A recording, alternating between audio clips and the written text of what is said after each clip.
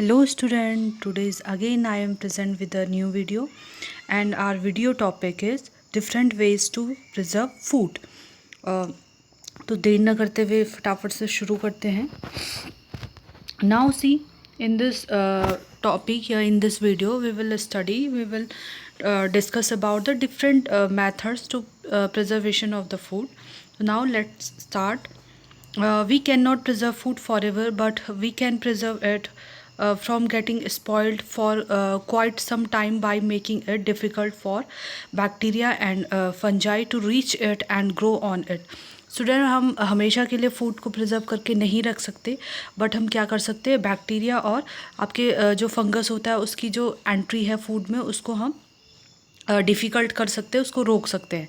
The process in which food materials are given a suitable physical और chemical treatment to prevent their spoilage is called food preservation. तो what is the food preservation? जब हम क्या करते हैं, food materials को बचाने के लिए उनको फिजिकल और केमिकल ट्रीटमेंट देते हैं, उनको स्पॉइल होने से बचाने के लिए. तो it is called the food preservation. Now see, different type of the food are preserved by using the different method for preservation. Let us take a look at some of the methods using for food preservation. तो जो different type का food होता है उसको preserve करने के लिए हम different method use करते हैं. तो now let us see.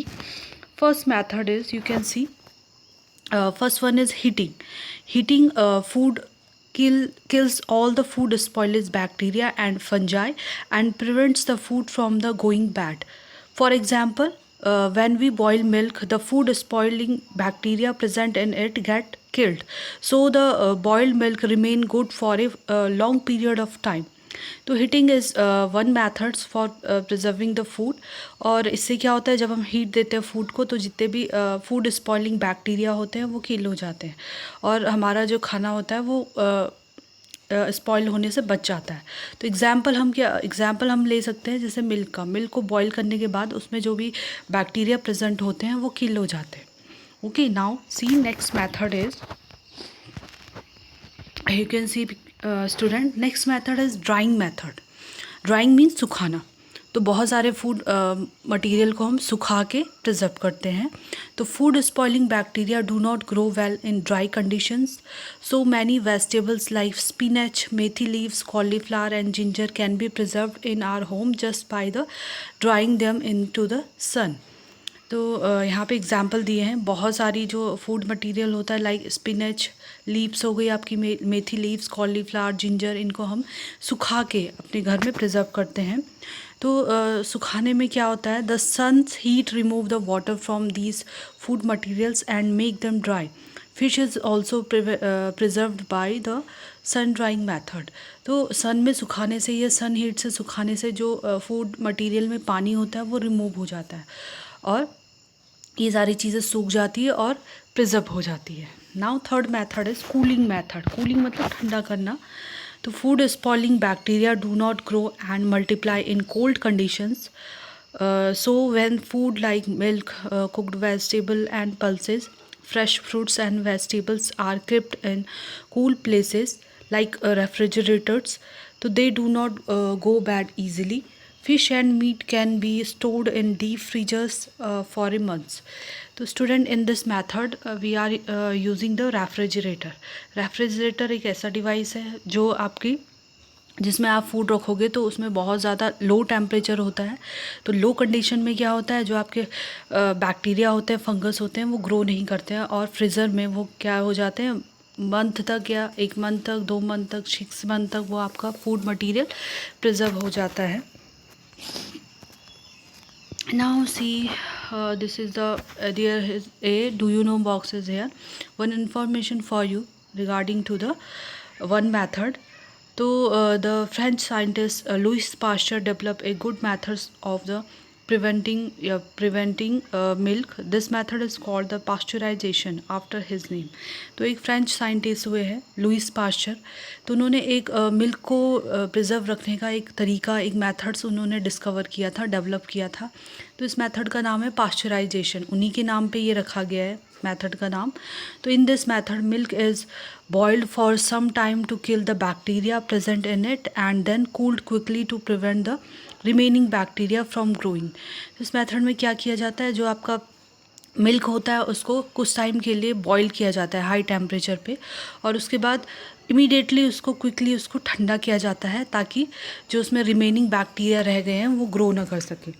The milk is then filled into the sterilized bottles or pouches. Now see, next method is using the salt and sugar. Some fruits and vegetables such as mangoes, lemon and amla can be preserved in the form of the pickles by using the salt as a preservative. आपने अपने घरों में भी देखा होगा, जैसे mango, lemon, आंवला, इनका आपने अचार देखा होगा, पिकल देखा होगा। तो एज ए प्रिजर्वेटिव इसमें सॉल्ट का यूज़ किया जाता है। उसके अलावा some fruits such as the apple, ripe mangoes, oranges, strawberry and pineapple are preserve in the form of the jams and jellies by using the sugar as a preservative. आपने student jam खाया होगा, jellies खाई होंगी, sauces खाए होंगे, तो उसमें ज़्यादातर आपके जो शुगर होता है एज ए प्रिजर्वेटिव यूज़ किया जाता है। Salt and sugar remove the water from the food, this prevents the bacteria from growing and prevents the food spoilage. Okay student, so now next one is potato, banana and are the preserved in the form of the wafers by drying and using the salt as a preservative. Student, आपने potato bananas के chips खाए होंगे, wafers खाए होंगे, तो उनको सुखाने के बाद उसमें सॉल्ट छिड़क दिया जाता है एज ए प्रिजर्वेटिव। इसी तरीके से जो आपके पल्सेस होते हैं, बहुत सारी पल्सेस के आपके पापड़ बनाए जाते हैं और सॉल्ट और spices as a preservative use किए जाते हैं। उसके अलावा सॉल्ट और शुगर के अलावा और भी बहुत सारे प्रिजर्वेटिव यूज़ किए जाते हैं, like mustard oil, vinegar, spices, these are also use as a food preservative. Now next one is C, fifth method is using the chemical preservative. Okay, chemicals, other chemicals are also using, और वो कौन से chemical होते हैं? Chemical like the sodium metabisulphite kill all the food spoilage bacteria and prevents food spoilage.